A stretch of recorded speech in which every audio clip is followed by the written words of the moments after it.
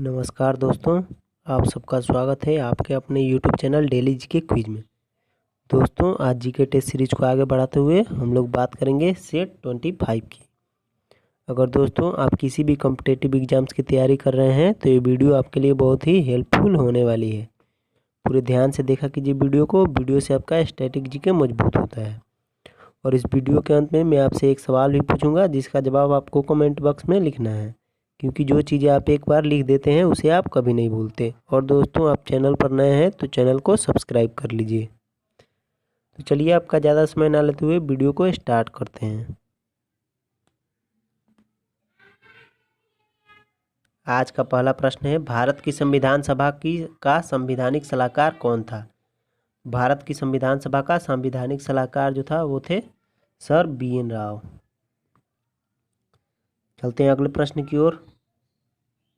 अगला प्रश्न है, भारतीय संविधान का अनुच्छेद 32 निम्नलिखित में से किससे संबंधित है? तो अनुच्छेद 32 जो है वो संबंधित है संवैधानिक उपचारों के अधिकार से।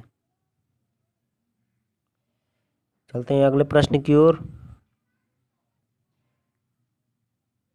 अगला प्रश्न है, निम्नलिखित में से कौन सा मौलिक अधिकार नहीं है? तो मौलिक अधिकार जो नहीं है वो संपत्ति का अधिकार जो है मौलिक अधिकार नहीं है। चलते हैं अगले प्रश्न की ओर। अगला प्रश्न है, नौकरियों और शैक्षिक संस्थाओं में समाज के कमजोर वर्ग के लिए आरक्षण उपलब्ध कराने हेतु केंद्र सरकार को संविधान का कौन सा प्रावधान अधिकार देता है? तो वो है अनुच्छेद 16। चलते हैं अगले प्रश्न की ओर। अगला प्रश्न है, नागरिक समता का आशय है। नागरिक समता का जो आशय है वह है कानून के समक्ष समता। चलते हैं अगले प्रश्न की ओर।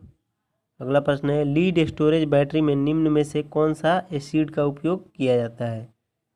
तो लीड स्टोरेज बैटरी में सल्फ्यूरिक एसिड का प्रयोग किया जाता है। चलते हैं अगले प्रश्न की ओर। अगला प्रश्न है, कौन सा तत्व सूर्य में सर्वाधिक पाया जाता है? तो हाइड्रोजन जो है सूर्य में सर्वाधिक पाया जाता है। चलते हैं अगले प्रश्न की ओर। अगला प्रश्न है, इनमें से कौन सा एक अक्रिय गैस नहीं है? तो कार्बन जो है अक्रिय गैस नहीं है। चलते हैं अगले प्रश्न की ओर। अगला प्रश्न है, कुछ समय के लिए खुले में छोड़े गए लोहे के एक टुकड़े पर भूरे रंग की झिल्ली के रूप में अर्जित पदार्थ खालिस्तान है।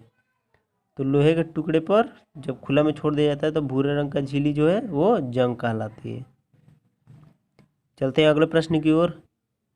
अगला प्रश्न है, पदार्थ जो आमतौर पर स्वाद में कड़वे होते हैं तथा छूने पर साबुन से प्रतीत होते हैं वो हैं, तो उसको कहते हैं क्षारक। चलते हैं अगले प्रश्न की ओर। अगला प्रश्न है, क्षेत्रफल की दृष्टि से भारत संसार का सबसे बड़ा देश है। तो कितने नंबर का सबसे बड़ा देश है? तो 7वें नंबर का। चलते हैं अगले प्रश्न की ओर। अगला प्रश्न है, नाथुला एक स्थान है जहां 44 वर्षों के बाद भारत चीन सीमा व्यापार फिर शुरू किया गया है। वह भारतीय सीमा पर स्थित है, यानी किस राज्य में स्थित है? तो वो नाथुला जो है वो सिक्किम में स्थित है। चलते हैं अगले प्रश्न की ओर। अगला प्रश्न है, निम्नलिखित में से कौन सा भारत का सबसे अधिक आर्द्र स्थान है? तो वो है मासिनराम। चलते हैं अगले प्रश्न की ओर। अगला प्रश्न है, केरल की मौन घाटी है। तो केरल की मौन घाटी में जो है पादपों तथा प्राणियों की दुर्लभ प्रजातियां हैं। चलते हैं अगले प्रश्न की ओर। अगला प्रश्न है, बालतोरा हिमनद स्थित है। तो बालतोरा हिमनद जो है वो शिवालिक में स्थित है। चलते हैं अगले प्रश्न की ओर। अगला प्रश्न है, द्वितीय विश्व युद्ध के दौरान किस जर्मन जनरल का उपनाम डेजर्ट फॉक्स था?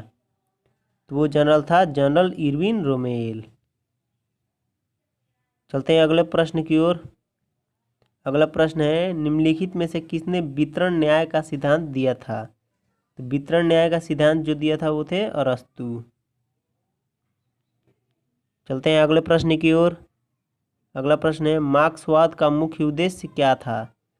तो मार्क्सवाद का मुख्य उद्देश्य जो था राज्यविहीन समाज था। चलते हैं अगले प्रश्न की ओर। अगला प्रश्न है डेट्रॉइट निम्नलिखित उद्योगों में से किसके लिए प्रसिद्ध है। तो डेट्रॉइट जो प्रसिद्ध है वो ऑटोमोबाइल के लिए प्रसिद्ध है। चलते हैं अगले प्रश्न की ओर। अगला प्रश्न है न्याय के आर्थिक आयाम पर निम्नलिखित में से किनके द्वारा जोर दिया गया है। तो न्याय के आर्थिक आयाम पर जोर दिया गया है समाजवादियों द्वारा। चलते हैं अगले प्रश्न की ओर। अगला प्रश्न है किस राजवंश के शासनकाल में चीन के ग्रेट वॉल का निर्माण हुआ था। तो उस समय चीन में चीन राजवंश का शासन था। चलते हैं अगले प्रश्न की ओर। अगला प्रश्न है जिंद अवस्था निम्नलिखित में से किसकी पवित्र पुस्तक है। जिंद अवस्था जो है वो पारसियों की पवित्र पुस्तक है। चलते हैं अगले प्रश्न की ओर। अगला प्रश्न है लगातार बसा हुआ विश्व का सबसे पुराना शहर है। तो लगातार बसा हुआ विश्व का सबसे पुराना शहर जो है दमिश्क है। चलते हैं अगले प्रश्न की ओर। अगला प्रश्न है चीन की राष्ट्रीय पार्टी कुओमितांग की संस्थापना की थी। कुओमितांग की संस्थापना जो की थी वो थे sun Yat-sen। चलते हैं अगले प्रश्न की ओर। अगला प्रश्न है निम्नलिखित में से वह धर्म कौन सा है जिसका विकास प्राचीन काल में नहीं हुआ था। तो वो धर्म जो है इस्लाम है। चलते हैं अगले प्रश्न की ओर। अगला प्रश्न है अमेरिकी नौसेना तथा वायुसेना बेस पर्ल हार्बर पर निम्नलिखित में से किसके द्वारा आक्रमण किया गया था। तो वो किया गया था जापान द्वारा। चलते हैं अगले प्रश्न की ओर। अगला प्रश्न है प्रोकैरियोटिक कोशिका में निम्नलिखित में से कौन सा नहीं होता है। तो प्रोकैरियोटिक कोशिका में नाभिक नहीं होता है। चलते हैं अगले प्रश्न की ओर। अगला प्रश्न है न्यूक्लियस के बाहर डीएनए कहाँ मिलता है। तो न्यूक्लियस के बाहर डीएनए जो मिलता है माइटोकॉन्ड्रिया में। चलते हैं अगले प्रश्न की ओर। अगला प्रश्न है निम्नलिखित में से कौन सी कोशिकाओं को आत्मघाती बैग कहा जाता है। तो आत्मघाती बैग कहा जाता है लाइसोसोम्स को। और आज का अंतिम प्रश्न जिसका जवाब आपको कमेंट बॉक्स में लिखना है वो है पैनक्रियाज की कोशिकाएं जो इंसुलिन उत्पन्न करती हैं क्या कहलाती हैं। ऑप्शन ए है थाइमस, ऑप्शन बी है एस्ट्रोजन, ऑप्शन सी है कार्पस एपिडिडाइमिस, ऑप्शन डी है आइलेट्स ऑफ लैंगरहैंस। इसका जवाब आपको कमेंट बॉक्स में लिखना है और आपको जितना पता है इसके बारे में लिख सकते हैं क्योंकि जो चीज़ें आप एक बार लिख देते हैं उसे आप कभी नहीं भूलते। तो आशा करते हैं दोस्तों आपको वीडियो पसंद आया होगा। अगर आपको वीडियो पसंद आया है तो like comment share and subscribe करना ना भूलें। Thank you.